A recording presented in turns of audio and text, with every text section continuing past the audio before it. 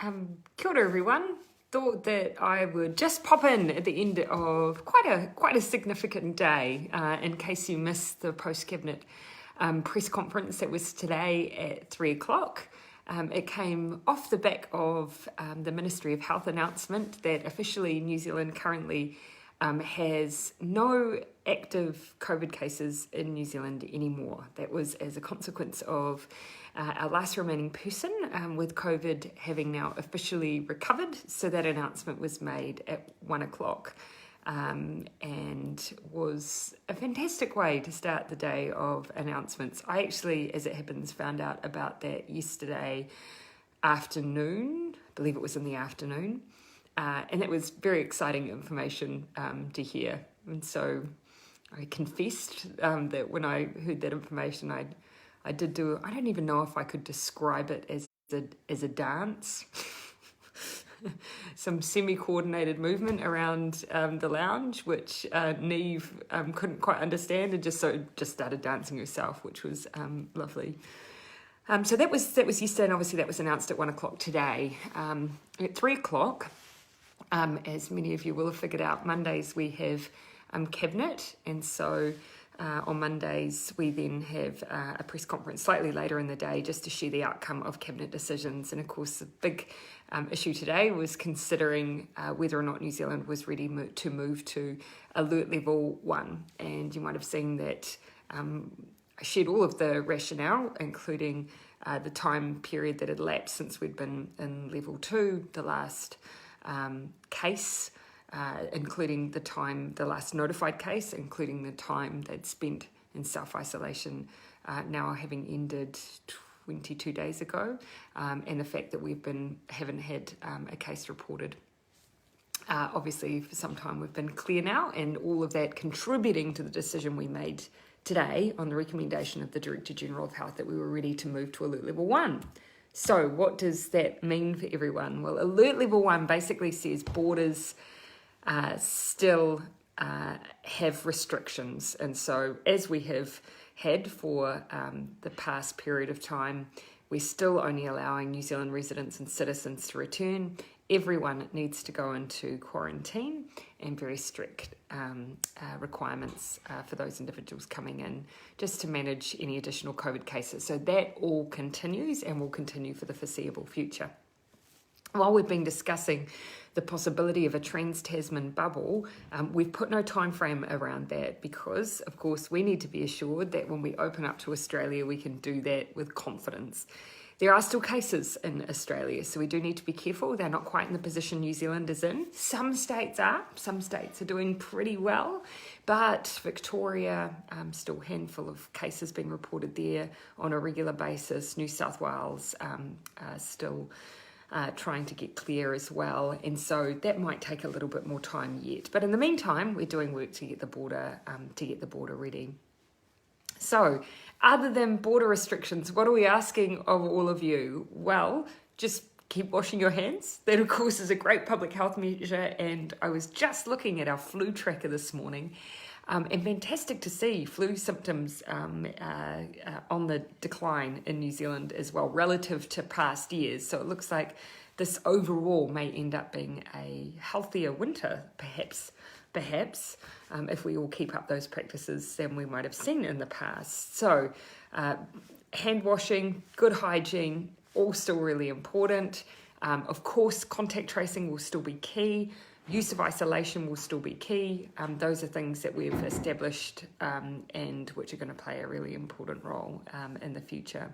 As I said today, we currently don't have any active cases in New Zealand, but it is very, very likely we will see COVID cases in New Zealand again, and that does not mean that we have failed. There are tens of thousands of cases still being reported daily around the world, and so it's a global reality. And so long as COVID continues to be a global reality, we do need to just be prepared here as well. And so those are the provisions that are in place. There are no limits on gatherings. There's no limits or restrictions on physical distancing. All of that comes off at level 1. So the border remains important, and we want you to keep being prepared. If on the off chance we do have cases and they may be in your proximity, we want you to be able to tell us where you've been and who you've been with. So do just keep up those records. We are continuing to work with businesses to make sure that they are displaying the COVID Tracer app QR code, particularly outside of hospitality venues. So just keep a note of where you're going and when you're going there and who you're with. It will just make that job so much easier. I see a couple of questions being asked about the border. Hopefully I've covered off the issue of the Trans-Tasman bubble for you already. I did have a question about whether or not the cost of quarantine was still being funded, and the answer is yes. That won't necessarily always be the case, but for now it is still funded, but we will be looking at that as we go.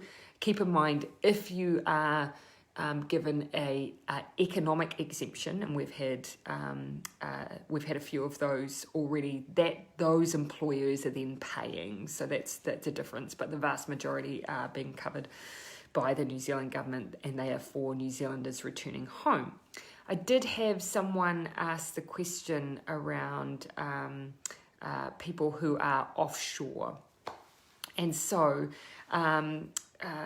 just to work through some of those issues. And I think what's really important to remember is that we have limited capacity to bring people through. So, we have roughly the capacity to take about 3,500 people at any time if we're going to do it properly. And there are thousands of people who are wanting to come back into New Zealand who might have a connection here. So that is going to take some time to work through. What we've continuing to prioritise is New Zealanders coming home and their partners. So if their partner is travelling with them but is in a New Zealand citizen or resident, or their children, of course, they can come with them, for obvious reason. If, however, you're a New Zealander and your partner is offshore, you do need to demonstrate that they have that legal right to be here, normally resident here, and so on, and so that you do have to go through that process. So jump online to the Immigration New Zealand website. You can get all the detail of what's required there in order to be able to come in and enter into that quarantine. Then there's another group of people who are normally resident here but don't have that Kiwi partner or connection, and we know that's the group that we need to work on next. So just so you know, I've had the question about whether or not we're testing international arrivals.